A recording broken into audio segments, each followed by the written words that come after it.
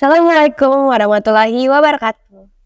Halo teman-teman semua, selamat datang kembali di podcast Pengadilan Agama Amurang, Kasimas, Edukasi Masyarakat.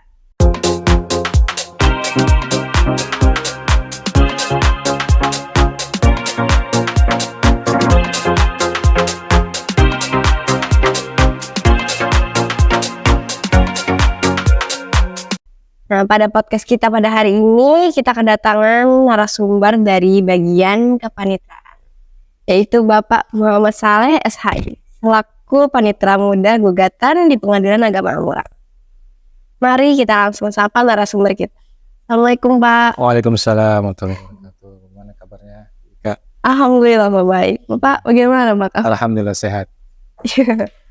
Pak, sebelumnya terima kasih ya Pak telah menyempatkan waktunya untuk hadir di podcast ini. Iya. Nah, teman-teman semua, tema yang akan kita bahas pada hari ini adalah mengenai e-court. Nah, tema e-court ini akan kita bahas secara lebih dalam. Mari kita langsung berbincang dengan narasumber kita. Pak, sebelumnya di podcast ini kan pernah juga dibahas mengenai e-court, tapi kebanyakan cuma secara garis besar. Nah, Bapak boleh menjelaskan secara lebih dalam lagi Pak mengenai e-court itu sendiri? Baik, terima kasih. E-court itu kan sebuah istilah ya. Istilah, kalau kita lihat dari bahasa saja, court itu mulai dari bahasa Inggris, electronic court. Jadi sebenarnya e-court ini adalah sebuah sistem informasi berupa aplikasi yang digunakan untuk antara lain administrasi,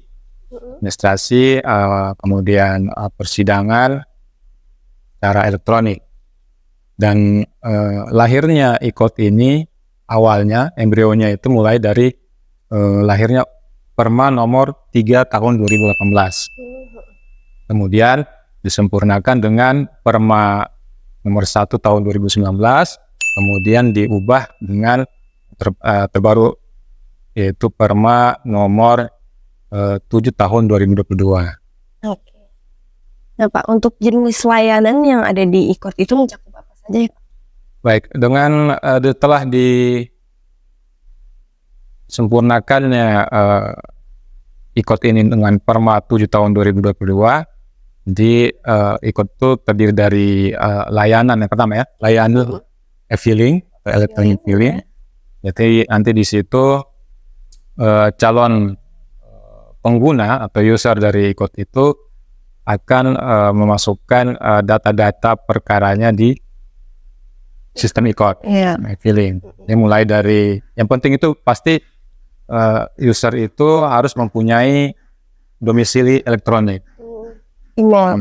Ya, berupa email. Dan menurut Perma 7 tahun 2022, domisili elektronik itu bukan hanya email, tapi juga layanan pemesanan dari WhatsApp. Juga selain e-filing ada namanya e-payment, electronic payment, pembayaran secara elektronik. Jadi ketika si pengguna layanan e-court ini telah terdaftar ke dalam sistem, telah masukkan data-datanya di e-filing, kemudian nanti sistem e-court itu akan menaksir atau dengan menaksir biaya panjar yang untuk dia bayar nanti melalui sistem elektronik. Itu sifatnya itu otomatis oleh sistem. Iya.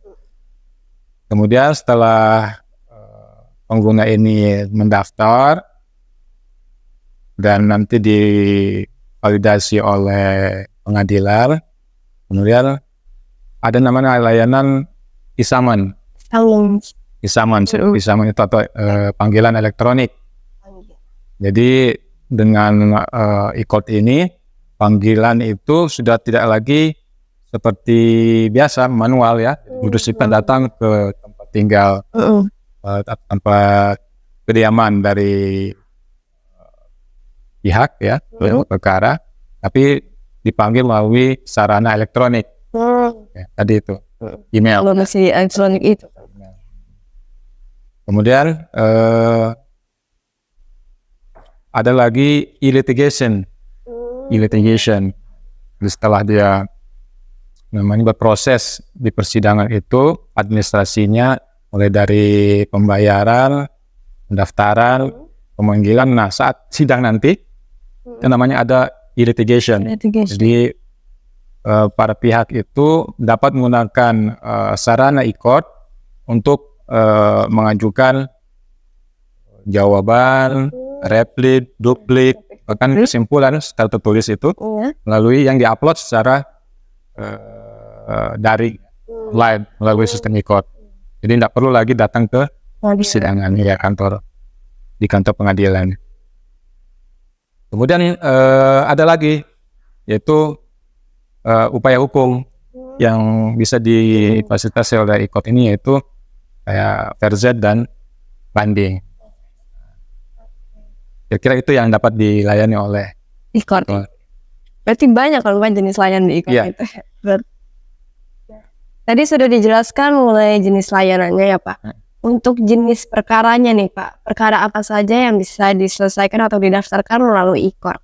Ya, jadi di dalam e-court itu ada beberapa perkara yang dapat kita gunakan. Yang pertama itu adalah perkara gugatan. Ya, perkara gugatan itu ya perkara yang ada pihak lawan ya, kontentius ya. Perlawan ada lawan di situ. Jadi seperti misalnya perkara kalau di pengadilan agama itu ada cerai gugat, misalnya cerai yang diajukan oleh istri, cerai talak, dan perkara-perkara gugatan lainnya. Kemudian ada gugatan sederhana, ya, gugatan sederhana. Biasanya ini kalau di peradilan agama itu terkait dengan ekonomi syariah. Ekonomi syariah. Kemudian ada namanya perkara permohonan. Ya. Ini yang tanpa ada pihak ya, volunteeris ya. Kemudian ada namanya perkara pembatalan arbitrase syariah. Nah, itu kira-kira ada 4 perkara yang bisa didaftarkan melalui e-court. Kalau untuk yang dapat berperkara melalui e-court ini siapa saja Pak? Apakah hanya advokat atau kuasa hukum, atau bisa juga masyarakat umum yang ingin mendaftar di pengadilan dapat menggunakan e-court? Iya, baik. Di dalam e-court itu sesuai dengan perma, bahwa di e-court itu ada 2 istilah, ya, iya. pengguna terdaftar dan pengguna lainnya. Siapa saja pengguna terdaftar ini?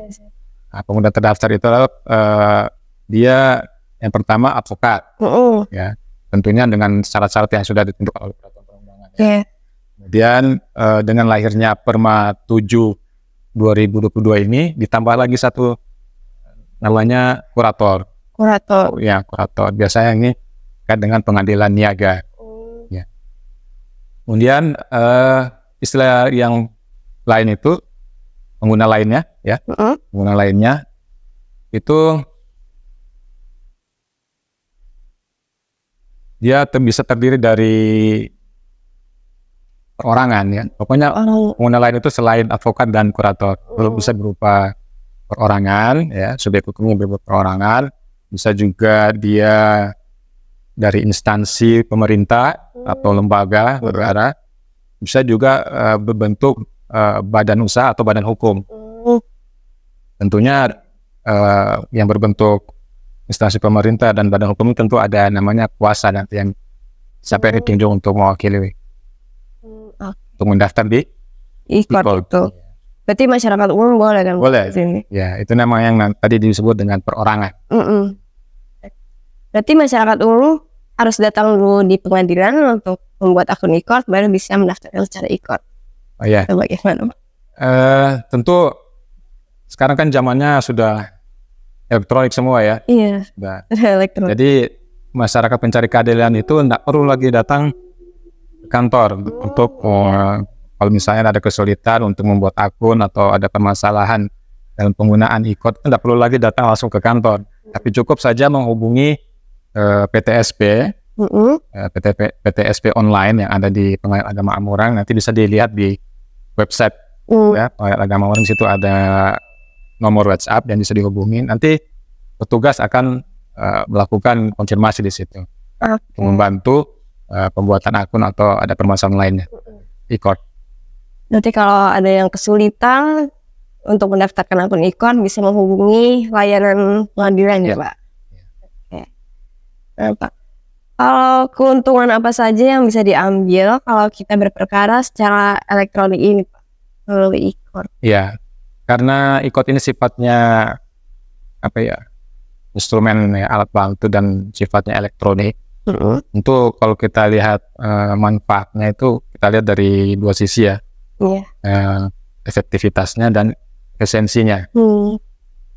Dari segi efisiensi, dengan kita menggunakan e-court, layanan e-court, mulai dari biaya ya, jadi transportasi masyarakat mencari keadilan menuju ke kantor, kan tidak perlu lagi untuk ya di rumah buka gadgetnya, akses gitu kan. Dari biaya perkara juga begitu, karena tadi panggilan melalui email kan tanpa biaya. Jadi biaya perkara murah, biaya transportasi ke itu pun tidak mahal. Juga terkait dengan waktu, ya dia tidak buang-buang waktu datang ke kantor, jadi dia sibuk, ya bisa menggunakan fasilitas e-court. Kemudian dari efektivitasnya, jadi lahirnya e-court ini tentu sesuai dengan asas peradilan sederhana, cepat dan ringan. Saya kira itu manfaatnya. Berarti banyak kan Pak keuntungan melalui e-court ini. Iya, banyak sekali. Dan memudahkan masyarakat juga tentunya. Iya. Nah, Pak, kalau di Pengadilan Agama Amurang ini sudah sejauh mana implementasi penggunaan e-court ini, Pak? Menurut data yang saya peroleh dari Kementerian Hukum ya, Pengadilan Agama Amurang, bahwa keberadaan e-court di Pengadilan Agama Amurang ini sudah diterapkan sejak tahun 2019. 2019. Dan di tahun 2024 ini sampai dengan bulan Agustus itu sudah mencapai implementasinya ya, sudah mencapai 58,11%. Udah hampir semuanya. Insya Allah nanti di bulan-bulan yang akan datang kita akan maksimalkan. Baik. Oke. Nah, teman-teman semua, tadi kita sudah dijelaskan mengenai e-court oleh Bapak Saleh secara lebih rinci. Nah, insya Allah materi ini bermanfaat bagi semua teman-teman yang menonton.